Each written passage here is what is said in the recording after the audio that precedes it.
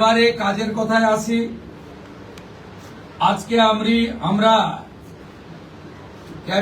প্রথম ক্যাবিনেটে 6টা সিদ্ধান্ত নিয়েছি। প্রথম, পশ্চিমবাংলার গণতন্ত্রের যে মহোৎসব হলো, দীর্ঘদিন বাদে মৃত্যুহীন, ভয়মুক্ত,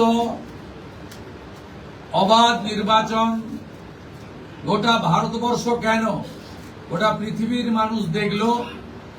তাই একটা প্রদেশের নির্বাচন নিয়ে আজকে বিশ্বের বিভিন্ন সংবাদ মাধ্যমে আলোচনা হচ্ছে।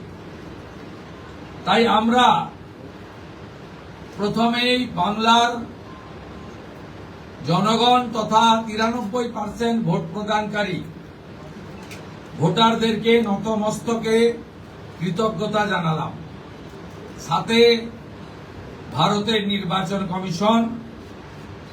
নির্বাচন কমিশনের নিয়ন্ত্রণাধীন ভোট কর্মী, গণনা কর্মী, বাইরের রাজ্য থেকে আসা অবজারভার, কেন্দ্রীয় সুরক্ষা বল, রাজ্য পুলিশ, কলকাতা পুলিশ, সংবাদ মাধ্যম, নির্বাচনে প্রতিদ্বন্দ্বী রাজনৈতিক দল, প্রার্থী, প্রত্যক্ষ পরোক্ষভাবে এই এত বড় কর্মযজ্ঞে অংশগ্রহণকারী প্রত্যেকের প্রতি এই ক্যাবিনেট কৃতজ্ঞতা জ্ঞাপন করে। দ্বিতীয়, আমরা যাদের আত্মবলিদানের মধ্য দিয়ে বিজেপি সরকার প্রতিষ্ঠা হয়েছে, সেই ভারতীয় জনতা পার্টির অকালে ঝরে যাওয়া 321 জন যারা আত্মবলিদান করেছেন, তাদেরকে শ্রদ্ধার সঙ্গে স্মরণ করেছি, সমবেদনা জানিয়েছি। তাদের পরিবারের প্রতি এই সরকার দায়বদ্ধ। তারা যেমন হত্যার বিচারও আশা করেন, তা আমরা দেব। সাথে সাথে এই পরিবারগুলি সামাজিক এবং অন্যান্য কল্যাণকর সমস্ত দায় দায়িত্ব আমরা এই সরকার কাঁধে তুলে নিলাম। আমাদের দেশের সুরক্ষার প্রশ্ন, পশ্চিমবঙ্গের সুরক্ষার প্রশ্ন এবং যেভাবে জনবিন্যাস বদলে গেছে, আজকে আমরা প্রথম দিনই আমরা কেন্দ্রীয় স্বরাষ্ট্র দপ্তর তথা বিএসএফ এর সীমান্ত সুরক্ষিত করার জন্য জমি ট্রান্সফার প্রক্রিয়া আমরা আজকে অনুমোদন দিলাম এবং আজ থেকেই ল্যান্ড ট্রান্সফার প্রক্রিয়া শুরু হবে। ভূমি ও রাজস্ব সচিব তাকে এবং মুখ্য সচিবকে দায়িত্ব দেওয়া হলো 45 দিনের মধ্যে বিএসএফ এর প্রয়োজনীয় জমি হস্তান্তর সম্পূর্ণ করতে হবে, যা আমাদের কেন্দ্রীয় স্বরাষ্ট্রমন্ত্রী নির্বাচনের আগেই বলেছিলেন। এই কাজটা আজকে প্রথম ক্যাবিনেটে আমরা করলাম। মাননীয় প্রধানমন্ত্রী নরেন্দ্র মোদীজি তিনি বলেছিলেন প্রথম ক্যাবিনেট মিটিংয়ে আমরা আয়ুষ্মান ভারতে যুক্ত হব। আমরা আয়ুষ্মান ভারতে যুক্ত হলাম এবং সংশ্লিষ্ট দপ্তর, কেন্দ্রীয় স্বাস্থ্য দপ্তরের সঙ্গে প্রয়োজনীয় যে এগ্রিমেন্ট, অন্যান্য যে বিষয়গুলি রয়েছে, সেটা স্বাস্থ্য সচিব, মুখ্যমন্ত্রীর দপ্তরের উপদেষ্টা এবং মুখ্য সচিব মিলিতভাবে অতি দ্রুত সম্পন্ন করবেন। অর্থাৎ আজ থেকে মাননীয় প্রধানমন্ত্রীর ঘোষিত পশ্চিমবাংলার মানুষের প্রতি যে কমিটমেন্ট আজকে ভারতীয় জনতা পার্টির ক্যাবিনেট সেটা সম্পূর্ণ করল।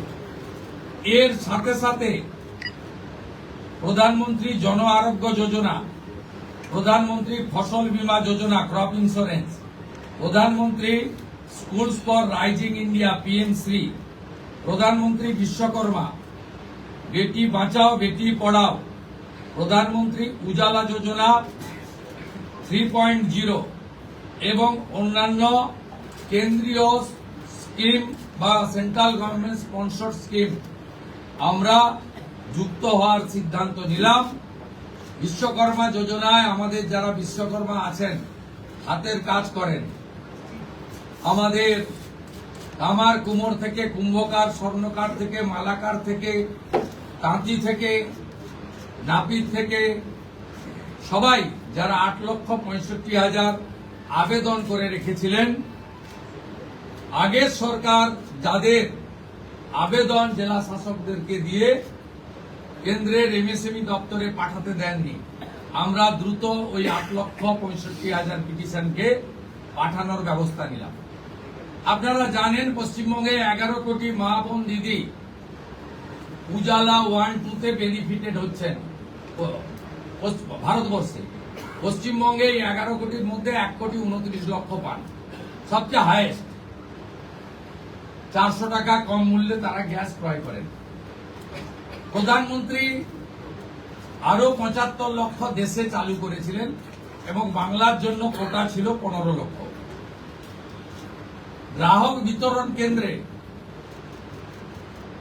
হাজার হাজার দরখাস্ত পড়ে থাকা সত্ত্বেও শুধু রাজনৈতিক কারণে এই পিটিশনগুলো ডিএমরা সংশ্লিষ্ট দপ্তরে কেন্দ্রীয় সরকারের কাছে পাঠায়নি।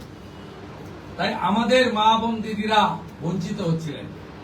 আমরা গ্রাহক বিতরণ কেন্দ্রে পড়ে থাকা সমস্ত পিটিশন অতি দ্রুততার সঙ্গে জেলা শাসকদের সংশ্লিষ্ট কেন্দ্রীয় পেট্রোলিয়াম ডিপার্টমেন্টে পাঠিয়ে দেওয়ার নির্দেশ দিলাম।